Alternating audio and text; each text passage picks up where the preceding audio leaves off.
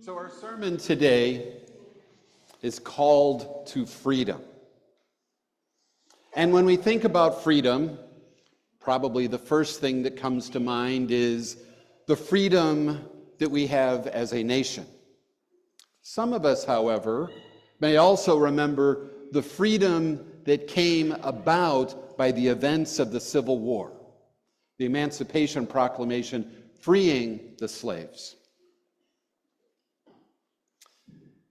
And yet, I'm real certain there have been plenty of times that you, like myself, have not felt free. There are all sorts of things that constrain me. One of them is I am not free to travel around the world. I would love to do that. But I'm not free to do it because I am enslaved by too small of a bank account.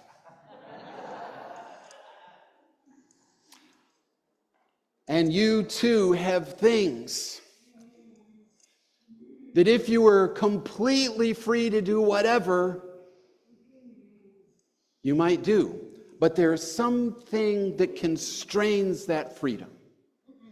Now, I know people who feel very, very free to criticize, to be mean. I wasn't looking at anyone in particular over here. And yet, by the constraints of at least being part of a civil society, they hold themselves in check. Well, Paul is talking to the church in Galatia who are struggling with what freedom in Christ means. And it's clear, otherwise Paul wouldn't have mentioned it, that they're struggling with some issues. In their case, and I wanted to make sure I had that list so I don't leave anybody out here. Okay. I'm going to assume, I can assume this right, that sexual immorality and impurity and debauchery and idolatry and sorcery. Anyone here a sorcerer? Good. I think if that got back to the conference through Paul, I'd be in trouble if I was having sorcerers here in the church. But then there's enmity, strife, jealousy, anger, quarrels, dissensions, factions, envy. Those are things we might experience. Those are things we might embody. As we have been through this long process of exploring whether Woodmar and First should become one church, I can tell you there has been some enmity. There's been a little strife. There's been some jealousy. There have been some quarrels, some dissension, and built into the process, there are factions. Can anybody name one of the factions? One of the factions is called First Church, and one of the factions is called Woodmar. There are other factions. There are factions that are absolutely we should merge, that's the right thing to do, and there's a faction that says, no, we can't do that. It's all okay. Well, not the sorcery and the immorality. That's not okay. What I'm saying is the disagreements are okay. So long as we bring the Spirit of God into it to guide us, to change us, to transform us, so that we can truly be the people of God. Is that easy? No. Does it feel like loss? Often? You bet. Is it frustrating when the other faction just won't listen? Of course. But we are made free in Christ by the Spirit. And yet there are certain things that, even with the Spirit guiding us, we're still constrained. We're constrained by the political climate. I can tell you, just for me personally, there are a lot of things that I believe strongly that I'm really reluctant to say in public because I don't know what the reaction would be. I'm constrained by that. Shouldn't be, but I am. And likewise, our congregations are constrained by economics. The reality is, separately, neither one of our churches is free to be the church in its fullness. Can anybody tell me what the mission of the church is?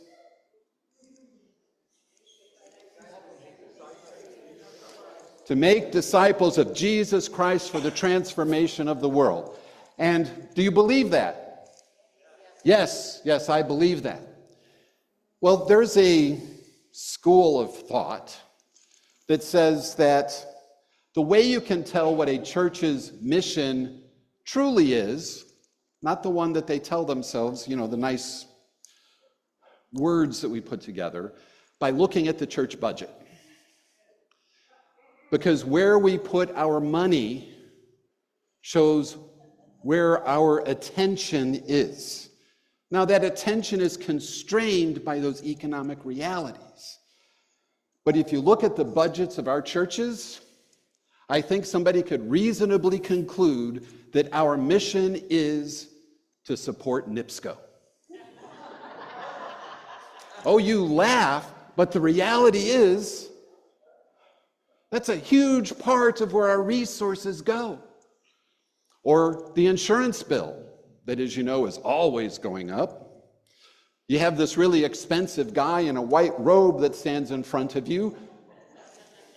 Well, seriously, to have a full-time pastor and the benefits that a full-time pastor gets, that is part of your mission. And at least that particular part is, in theory, I am helping us to make disciples of Jesus Christ for the transformation of the world.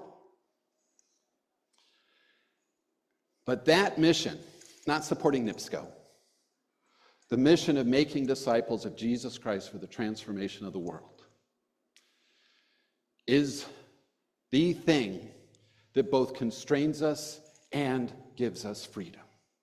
It constrains us because it leads us, I hope and pray, to want to do so much more than support NIPSCO.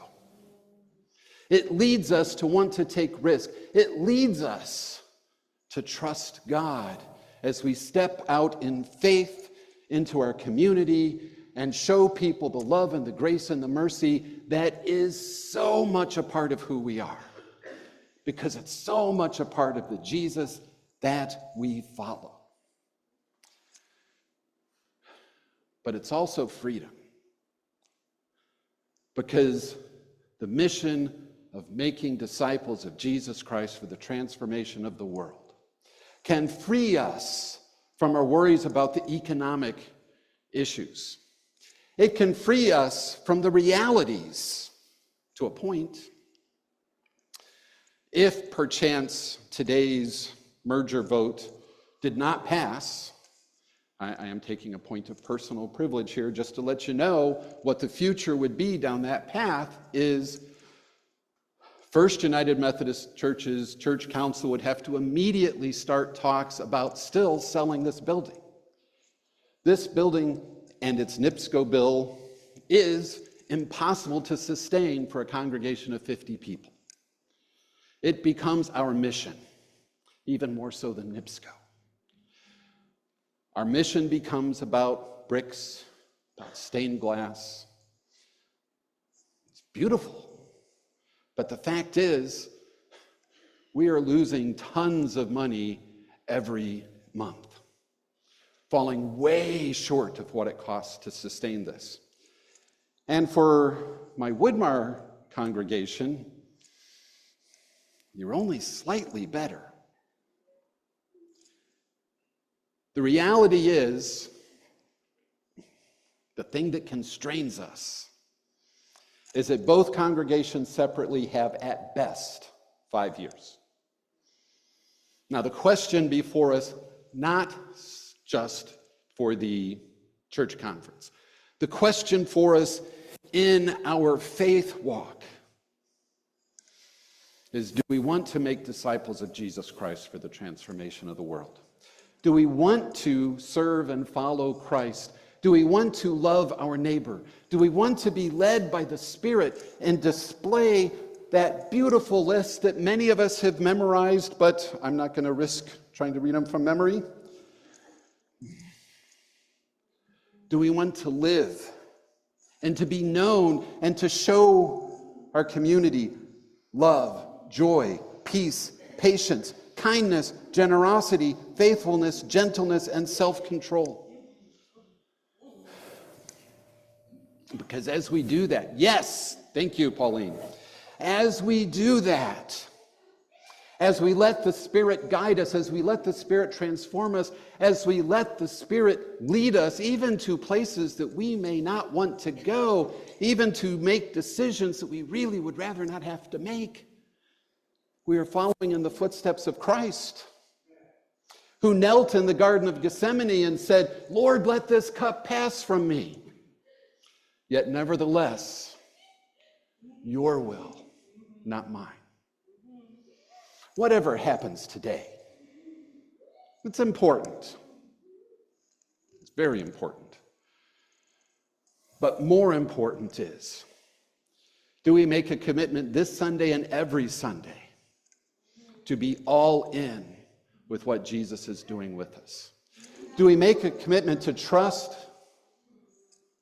that the Spirit is leading us? Do we make a commitment to believe that God is not through with us? Do we make a commitment to live the mission of making disciples of Jesus Christ for the transformation of the world? Because it's not enough if we make people believe, but nothing changes. Have you noticed in the world lately that things probably need to change a bit? Whatever you think about what's going on, everybody agrees things need to change. Don't you want to be able to be part of that conversation? Remember I said I don't feel free to speak some things out in the world. Wouldn't you like to be free? I want to be free. And I need you to help me. So let us follow Jesus. Let Jesus lead us wherever he sends us. It's going to be a rocky road at times, all that enmity and strife and dissension. But if it is marked by the love, the joy, the peace, the patience, the kindness, the generosity, the faithfulness, the gentleness, and the self-control, I'm willing to go there no matter what difficulties or trials lay along that path. Come with me down that road.